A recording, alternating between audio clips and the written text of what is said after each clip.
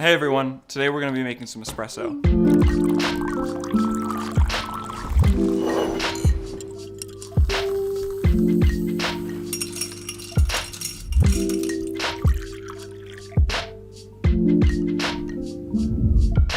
So the things that I have in front of me that you will probably have is a scale.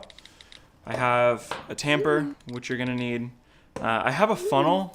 You might have this, you might not. We use it in the shop to make sure that the grounds fall in the portafilter consistently, but it's not necessary. And then I have my ground coffee right here. I have 3 shots prepped and ready to go. And then I have an espresso machine. So the whole thing with espresso is trying to make sure that your shot isn't too bitter on the long end and also making sure that it's not too sour on the short end. So you're always trying to find that sweet spot, and so we're going to do that together right now.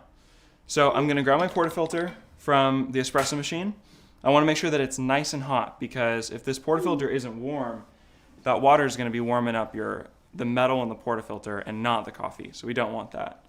So I'm going to grab my portafilter, I'm going to pat it dry, and then I'm going to put it on my scale.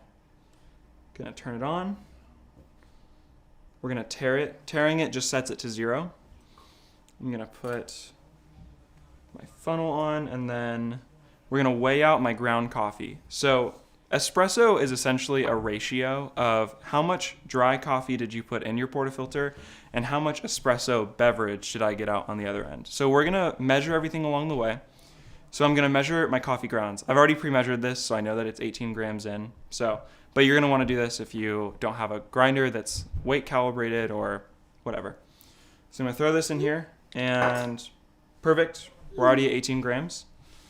So I'm kind of just going to swirl this, making sure that all the coffee is distributed in there equally.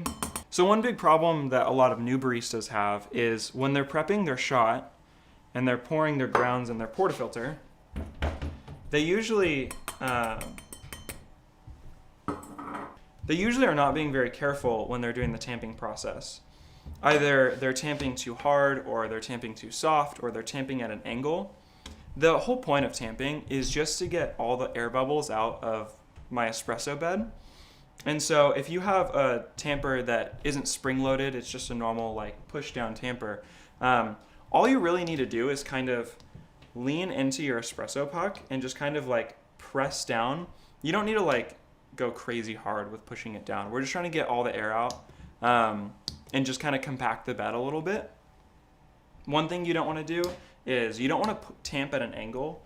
So if I have my tamper and I'm pushing from the side, I'm going to create a little wall with my coffee, like a little ramp. And it's going to make for a really uneven extraction and usually a really bitter espresso shot. So I want to make sure that I'm tamping straight down parallel with the table and just flushing all the air out.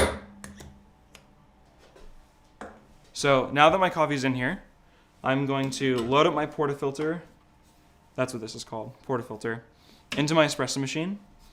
And then, like I said earlier, coffee's a ratio. So we're going to want to make sure that the amount of liquid we're getting out is maybe twice as much in weight as the dry coffee that we put into our portafilter. So I'm going to tare my cup.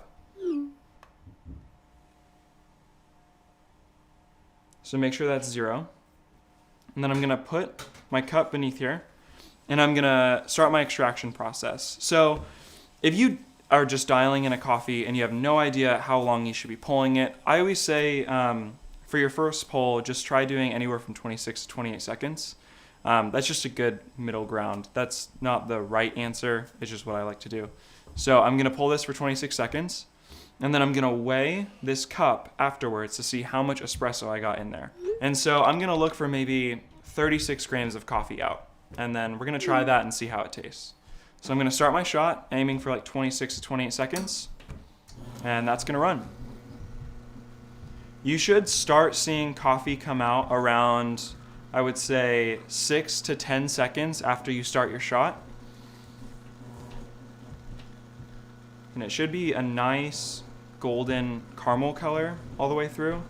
You don't want it to be too dark, and you don't want it to be really watery. You want to find that middle ground. So I'm going to stop it at 27 seconds. Gonna wait for those last drips. I'm gonna bring it over here and I'm going to weigh it.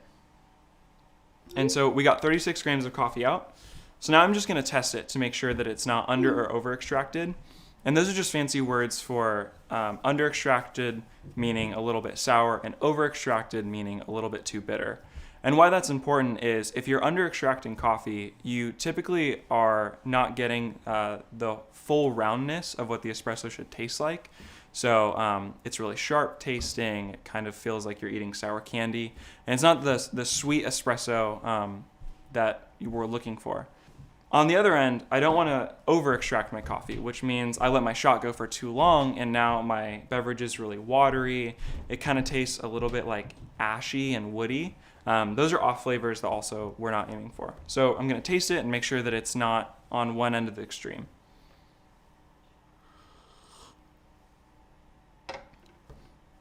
Tastes pretty good. I like it.